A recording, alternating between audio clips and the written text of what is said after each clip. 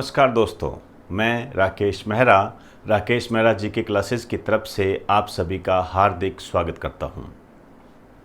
Rajasthan current GK की series में आज हम राजस्थान से संबंधित कुछ महत्वपूर्ण तथ्यों, जिनको आप इम्पोर्टेंट फैक्ट्स का नाम दे सकते हो, उनको जानने का प्रयास करेंगे।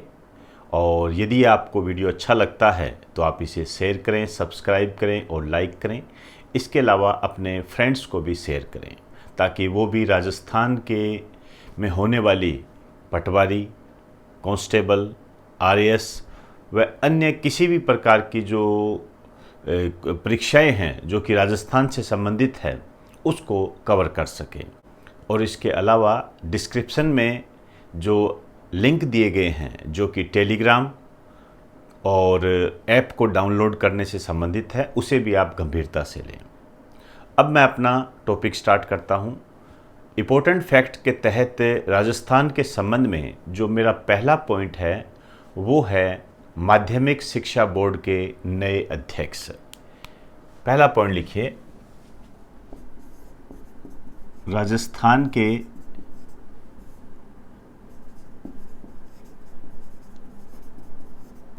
माध्यमिक शिक्षा board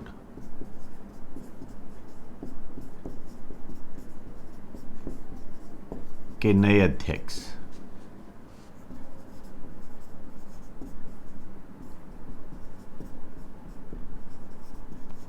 doctor Dharmpal Jaroli. Normal ध्यान रखें, अच्छा क्वेश्चन होता है ये। दूसरा, अब मैं एक पुस्तक पर चर्चा करने जाऊंगा जो आपके लिए बहुत इम्पोर्टेंट है, बहुत ज़्यादा इम्पोर्टेंट है। ध्यान रखें, राजस्थान के जो राज्यपाल है कलराज मिश्र, आप जानते हो, और हाल फिलहाल ये काफ़ी चर्चा में भी है। सत्र को लेकर मैंने पहले के वीडियो में आपसे बात भी की थी।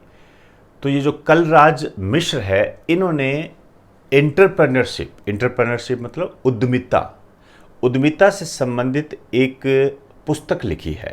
अब आप अंदाज़ा लगा दीजिए कि कितना महत्वपूर्ण होगा। और उस पुस्तक का जो विमोचन है उपराष्ट्रपति वेंकैया नायडू ने किया था। एक लाइन लिख दीजिए,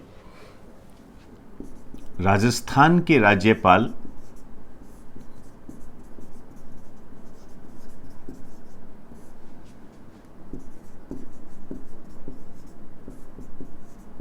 कलराज मिश्र की पुस्तक, ये है भारत में उद्यमिता।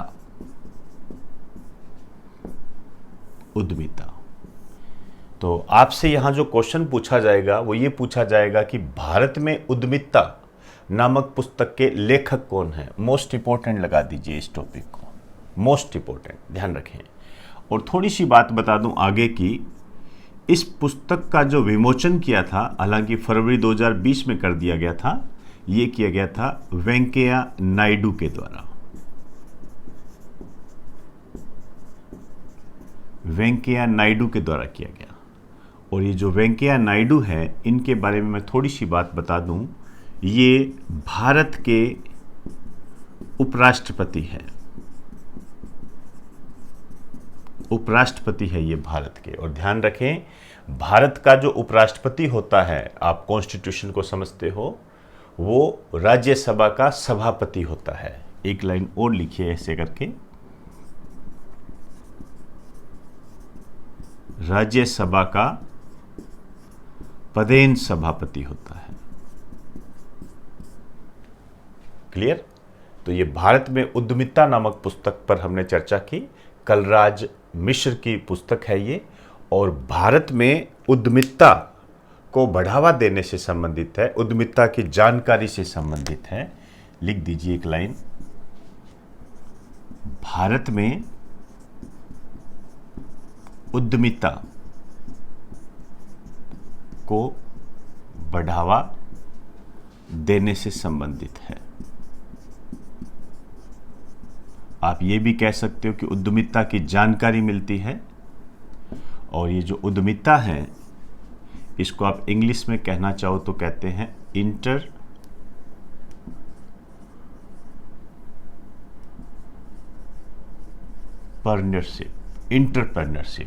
इंटरप्रेन्योरशिप का मतलब मैंने आपको पहले भी कई वीडियोस में बताया है आपको। देखो बहुत ही सिंपल वे में समझो। देखो एक होता है उद्यम और एक होता है उद्योग, दोनों में फर्क होता है। उद्योग का मतलब तो आप ऐसे लगाइए जैसे सूती वस्त्र उद्योग, चीनी उद्योग, ये उद्योग हो गए।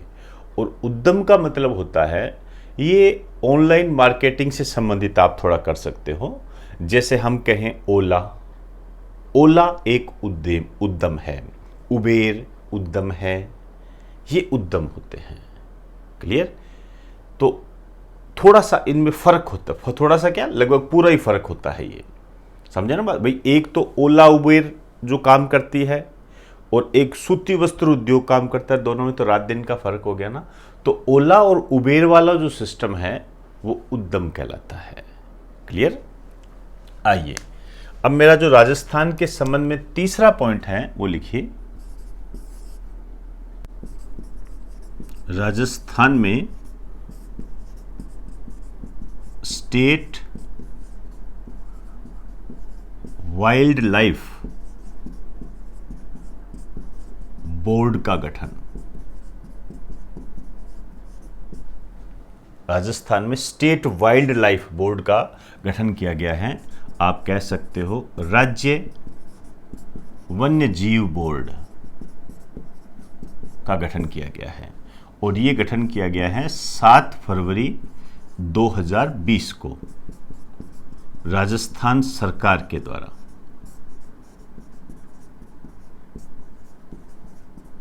राजस्थान सरकार के द्वारा। यहां से जो आपके क्वेश्चन बनेगा वो एक तो ये बनेगा कि स्टेट वाइल्ड लाइफ बोर्ड का गठन कब किया गया? 7 फरवरी 2020 को कैबिनेट के द्वारा किया गया था, राजस्थान सरकार के द्वारा। इसकी थोड़ी सी बात बता दूं मैं आपको। ये वन्य जीवों के संरक्षण से संबंधित है, नाम से देखिए। एक लाइन लिखो, यह राजस्थान में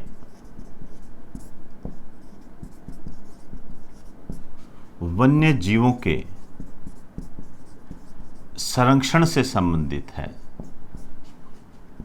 मतलब इनके संरक्षण के लिए क्या किया जाए, किस प्रकार की एडवाइजरी जारी हो, वो सारा सिस्टम इसके अंदर होगा। और इसके जो अध्यक्ष है ये होंगे मुख्यमंत्री। ये दूसरा क्वेश्चन है, राजस्थान में स्टेट वाइल्ड लाइफ बोर्ड का अध्यक्ष कौन होता है? मुख्यमंत्री होता है। इस टाइप का क्वेश्चन बनेगा।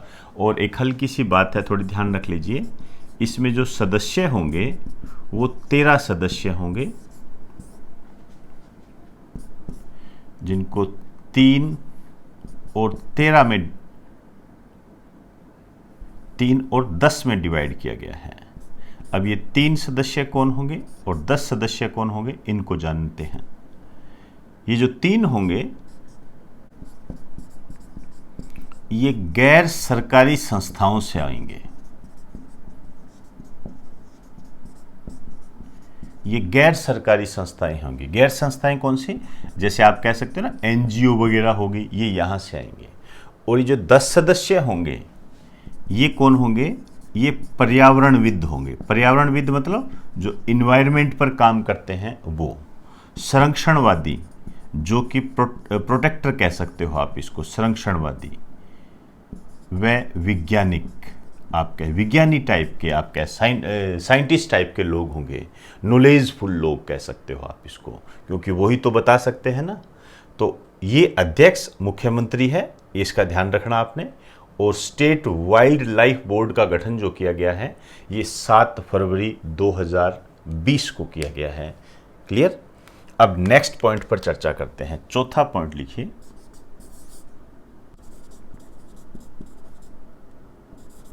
नमामि गंगे प्रोजेक्ट।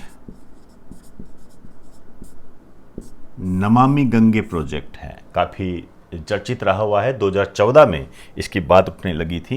तो नमामि गंगे प्रोजेक्ट है। एक तो पहली बात तो सेंट्रल गवर्नमेंट का प्रोजेक्ट है, केंद्र सरकार का प्रोजेक्ट है ये। और ये गंगा नदी को स्वच्छ करने से संबंधित है।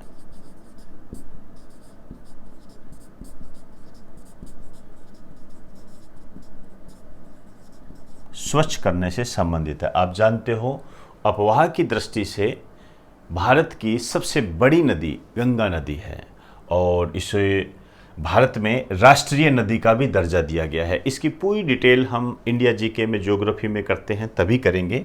बस यहाँ पर थोड़ा इतना ज़रूर ध्यान रखें, ये जो गंगा नदी है ये भारत की राष्ट्रीय नदी है, नेशनल रिवर है। ये 2009 में इसे घोषित किया गया था। अब जो राजस्थान की दृष्टि से जो इम्पोर्टेंट है वो मैं आपको बता दूं। देखिए, ये गंगा नदी है, मूल नदी यही है। गंगा नदी की सहायक नदी जो होती है आप जानते हो यमुना नदी है। ये गंगा नदी की सहायक नदी है, यमुना नदी होती है। और यमुना नदी में अपना जल कौन डालती है? चंबल नदी। तो यमुना नदी की सहायक नदी कौन सी होगी? चंबल नदी। तो चंबल नदी का जो क्राइटेरिया है, हालांकि मध्य प्रदेश, राजस्थान और यूपी से संबंधित है। इसे भी हम राजस्थान ज्योग्राफी में फुल डिटेल के साथ पढ़ते हैं। मैं पूरी डिटेल पर यहाँ नहीं जाऊँगा क्योंकि बहुत बड़ा टॉपिक होता है। हम यहाँ करंट पढ़ रहे हैं और जिन बच्चों को मैं ऑनलाइन स्टडी मटेरियल हो चाहे वो ऑफलाइन टीचिंग हो, उसमें मैं चंबल नदी को विस्तार से बताया हुआ है विद मैप के साथ में। आप उसको वहाँ जाकर अपनी रिक्वायरमेंट के आधार पर देख सकते हो। यहाँ जो मूल तथ्य है वो ये है कि ये जो प्रोजेक्ट है इसके तीसरे चरण में चंबल नदी को शामिल किया गया है। अभी शामिल किया है 2020 में ही। तो चंबल नदी को शामिल किया गया है, मतलब चंबल नदी के जो आसपास का जो क्राइटेरिया है उसको साफ किया जाएगा, वहाँ पर पौधे लगाए जाएंगे, ये काम किया जाएगा। तो एक लाइन लिख दीजिए, इसके तीसरे चरण में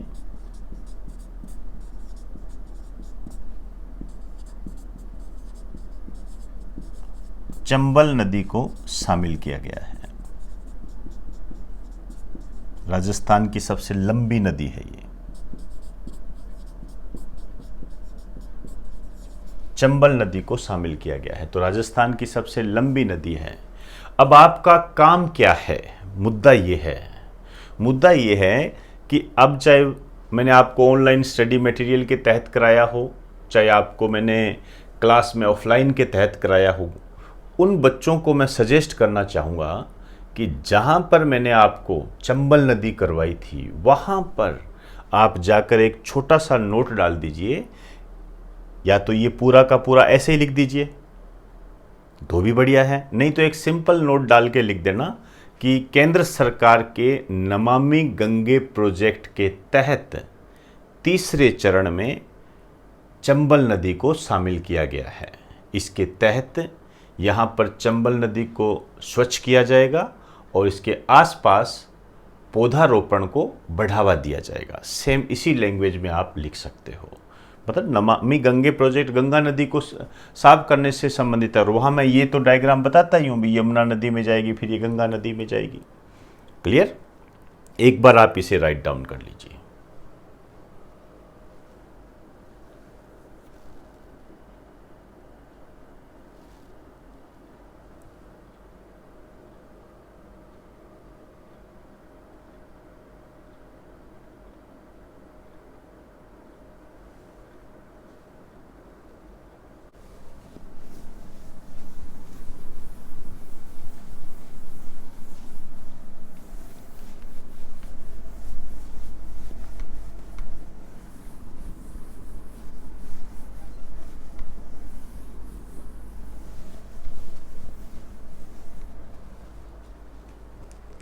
पांचवा पॉइंट लिखिए,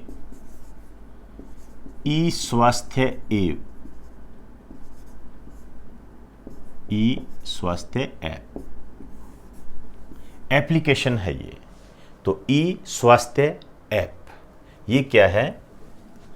लिखिए, इसके माध्यम से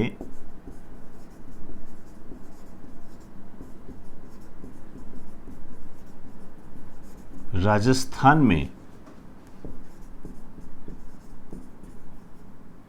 हेल्थ सर्वे का काम किया जा रहा है।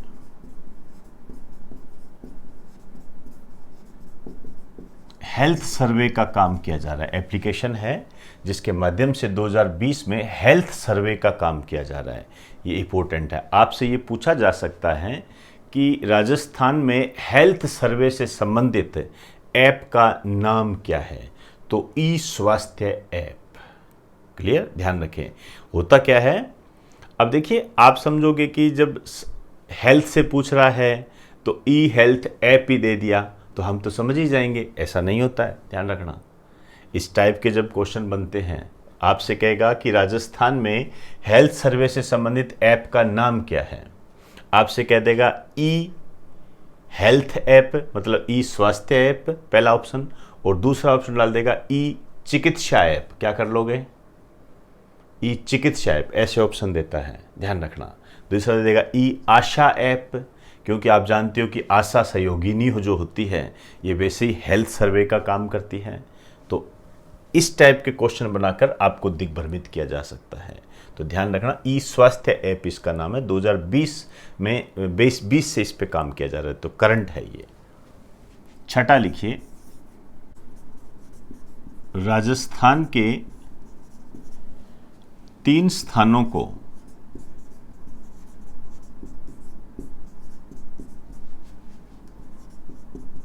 नगर पालिका का दर्जा दिया जाएगा।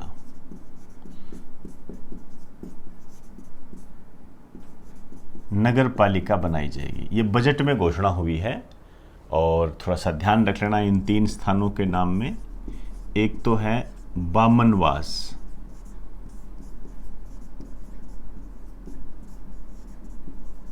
सवाई माधोपुर, यहां से रिलेटेड है। दूसरा जो है लालगढ़ जाटान, ये श्री गंगानगर में है। आपको मैं बता दूं, आप हमारे प्रिय स्टूडेंट हो, ये हमारे गांव का नाम है, यहां पर हमारा जन्म हुआ था, हालांकि ये कोई जीके नहीं है क्लियर, तो हमारे गांव का नाम है। तीसरा उज्जैन, ये जो उज्जैन है ये भरतपुर में पड़ता है। क्लियर, तो इन 3 स्थानों को नगर पालिका का दर्जा दिया जाएगा, बजट में घोषणा हुई है। 7वां पॉइंट लिखिए, राजस्थान में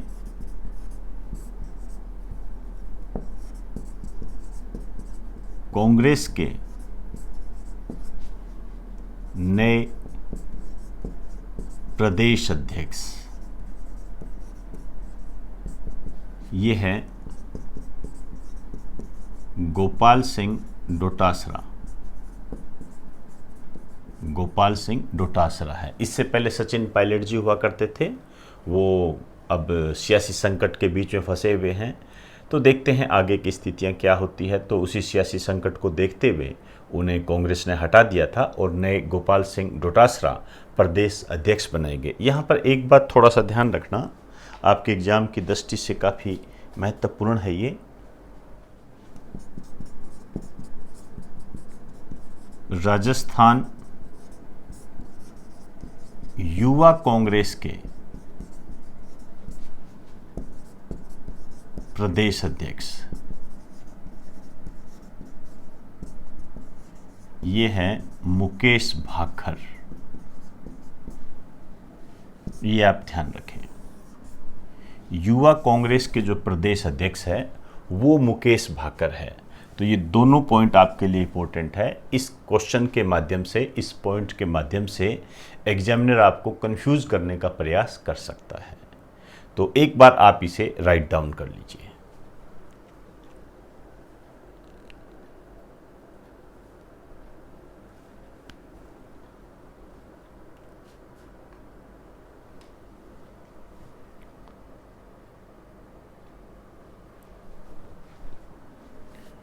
तो दोस्तों, राजस्थान के संबंध में आज हमने कुछ महत्वपूर्ण तथ्यों को जानने का प्रयास किया। ये वीडियो यदि आपको अच्छा लगा हो तो आप इसे लाइक करें, शेयर करें और सब्सक्राइब करें। इसके साथ ही मैं आपसे इजाज़त चाहूँगा और आप सभी को मेरा नमस्कार।